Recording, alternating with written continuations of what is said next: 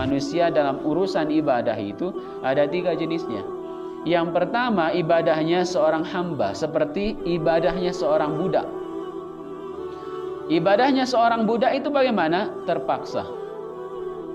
Suruh ke sana gitu, berat sebenarnya. Kalau tidak Tuhan ini tidak mau saya kerjakan perintah itu. Tapi kan terancam dia kalau kemudian tidak mengerjakan itu. Jadi terpaksa ke sana kemari, disuruh melakukan apa saja, dia berat, terpaksa. Ada orang ibadah seperti itu. Paksa gitu, harus terpaksa. Masjid paksa gitu, ngaji paksa gitu, terpaksa semua, ya.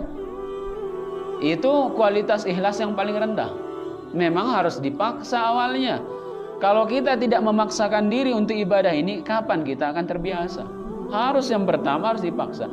Yang masalah itu sampai mati terpaksa terus, itu yang bahaya. Ya.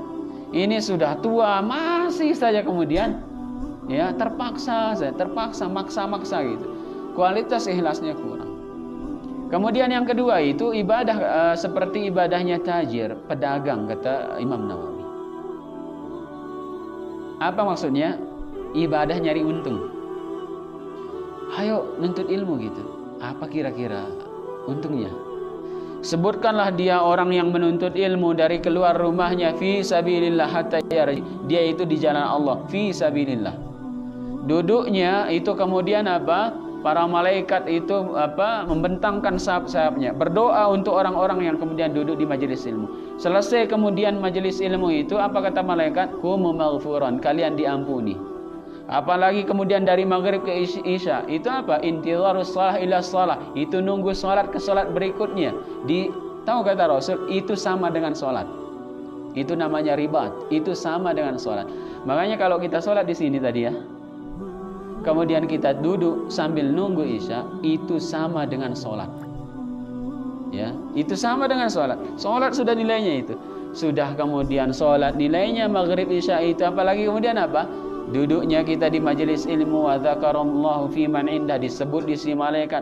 Ifan gitu diabesen sama Allah di depan para malaikat. Coba bayangkan kalau presiden yang nyebut Ifan itu kan agak naik dia gitu ya. Lah mana aku jangan biasa ya. Biasa dia kalau saya yang nyebut. Apalagi tetangganya yang nyebut gitu ya biasa. Tapi kok yang menyebut Pak Gubernur itu kan agak naik kita sedikit ya. Presiden gitu. Sekarang yang nyebut itu Allah Subhanahu wa taala. Baru dia ngaji terselaban dengar yang itu. Ya, kalau enggak dengar gitu, ngapain gitu ngaji? Salat jamaah lagi harus beritahu dia tentang keutamaannya. Kan nyari untung masalahnya kan? Ya nyari untung. Kurban harus kurban, sebutkan dulu dia keutamaannya. Kalau disuruh kurban gitu, itu harus. Baru dia hadisnya ini gitu, ayat-ayatnya. Baru dia berkobar-kobar ya. Untuk apa? Melakukan ibadah. Itu ibadahnya tajir, ibadahnya pedagang. Bagus. Ada yang lebih tinggi, kata Imam Nawawi. Ibadahnya orang bebas. Ya. Ibadahnya orang bebas, ibadahnya orang yang malu kepada Allah Subhanahu wa taala. Begini maksudnya, kalau tidak sholat malu. Kok tidak sholat gitu, padahal nikmat Allah terlalu banyak. Malu tidak sholat, malu kemudian tidak berangkat ke masjid, malu tidak duduk di majelis ilmu. Karena apa? Banyak yang kita tidak tahu, malu kepada Allah. Ya. Itu kemudian tingkatan yang luar biasa. Jadi dia beribadah itu bukan nyari duha, apa kira-kira untungnya? Lancarkan rezeki, kencang duhanya. Ya. Duha gitu, nanti cabenya ndak ya nurut kembangna gitu, kencang gitu. Tapi ndak, kalau orang ibadah bebas itu ya, orang yang bebas beribadah itu, kalau ndak duha itu malu kalau ndak duha itu. Kenapa?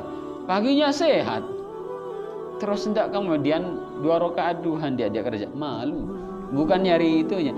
Nah inilah tingkatan yang paling tinggi dari ibadah.